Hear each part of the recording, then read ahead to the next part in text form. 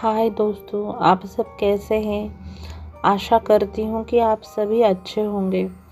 दोस्तों, आज हम एक नई हॉरर स्टोरी की शुरुआत करने वाले हैं। आज हमारी हॉरर स्टोरी का टाइटल है हॉन्टेड कैफ़े। तो दोस्तों, चलिए फिर इस कहानी को शुरुआत करते हैं। शानवी एक फ़ोटोग्राफ़र थी। वो एक बिल्कुल बेफिक्र लड़की थी।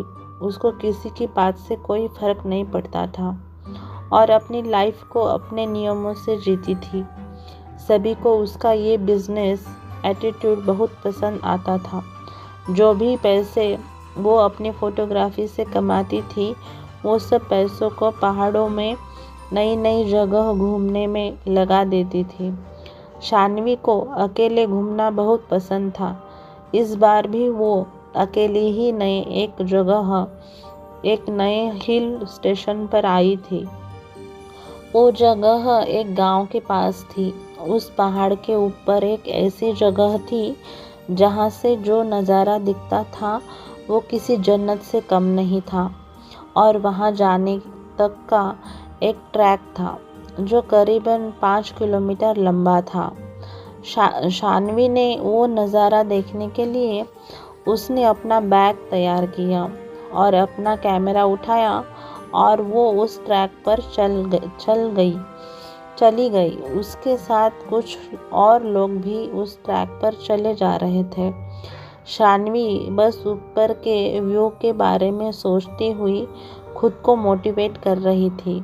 बस ऊपर चढ़े जा रही थी।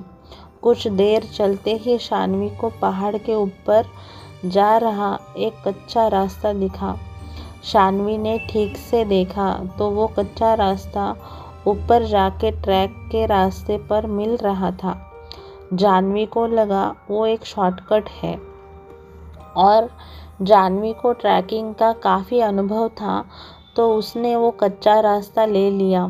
उस कच्चे रास्ते पर चलते हुए करीब आधा घंटा हो गया था। तब तक उसे ट्रैक वाले रास्ते पर पहुंच जाना चाहिए था, पर वो तो पहाड़ के किसी घने जंगल में जा चुकी थी।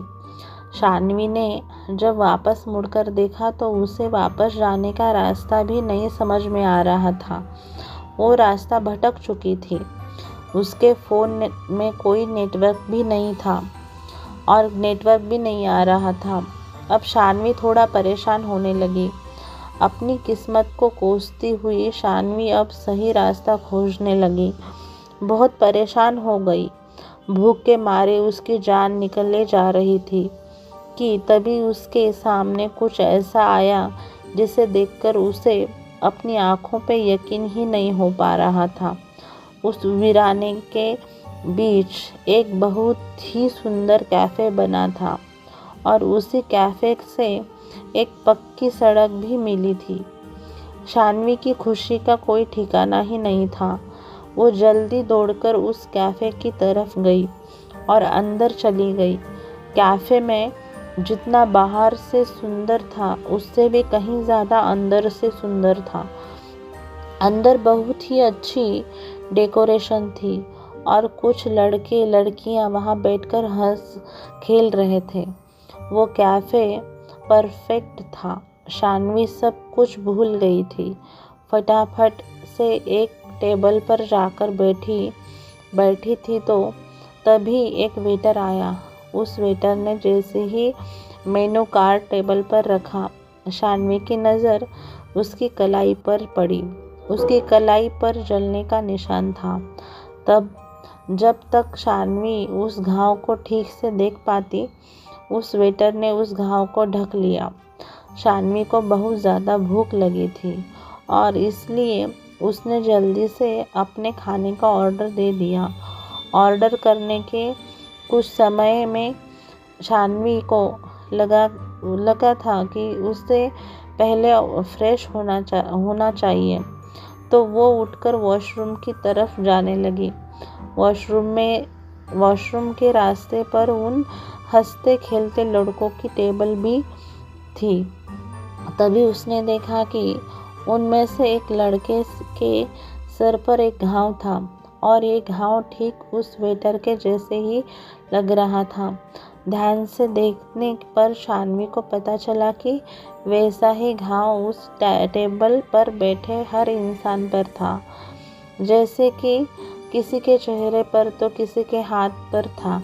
शान्वी उन घावों को देखने में इतनी गुम हो गई थी कि उसने ध्यान ही नहीं दिया कि वो हंसते खेलते लोग अब बिल्कुल शांत हो गए थे और वो शान्वी को बहुत ही डरावने तरीके से घूर रहे थे।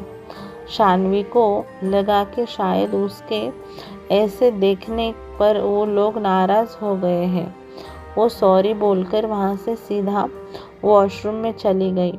वॉशरूम में मुंह धुलते हुए वो उन घावों के बारे में सोच रही थी। मुंह धुलने के बाद जब उसने सर उठाकर शीशे में देखा तो उसकी रूह कांप गई।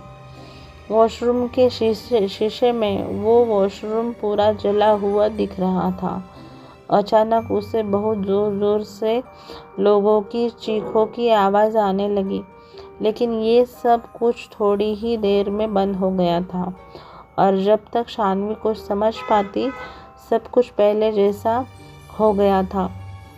शान्वी को लगने लगा कि इस जगह में कुछ तो गड़बड़ है, पर उसे इतनी भूख लगी थी कि उसने सोचा कि जल्द से जल्द अपना पेट भर के वहाँ से निकल लूँ। शान्वी सर झुकाकर अपनी टेबल पर पहुँची और अपने खाने का इंतज़ार करते हुए उसने एक सिगरेट जलाई और उसे पीने लगी। शान्वी ने सिगरेट का धुआं छोड़ते हुए देखा कि पूरे कैफ़े में बिल्कुल सन्नाटा था और कैफ़े में मौजूद हर एक इंसान उसे ही घूर कर देख रहा था। उनकी आंखों में इतना गुस्सा था कि शान्वी घबरा उठी। देखते ही देखते उन सबके चेहरे बदलने लगे और उनके शरीर बिल्कुल काले पड़ गए। वो वेटर जो शान्वी से बहुत हंसकर बातें कर रहा था, अब शान्वी की तरफ गुस्से में तेजी से दौड़ता हुआ आ रहा था। शान्वी ने सहम कर अपनी सिगारेट को पानी के गिलास में डालकर बुझा दिया। शान्वी को कुछ समझ नहीं आ रहा था और वो बहुत ज़्यादा डर चुकी थी। इससे पहले वो कुछ कर पाती, उसने देखा कि वहाँ बैठे कुछ लोग जिनके शरीर काले पड़ रहे थे अब राख की तरह टूट रहे हैं। ये देखकर डर के मारे शान्वी की जान निकल गई। वो अपना सामान उठाकर जैसे तैसे उस कैफ़े से बाहर भागी और जब उसने वहाँ से निकलकर पीछे मुड़कर देखा तो उसे वो खूबसूरत कैफ़े नहीं, एक पुरानी जली हुई बिल्डिंग दिखी। वहाँ शान्वी बिना कुछ सोचे बस रोड पर भागती जा रही थी।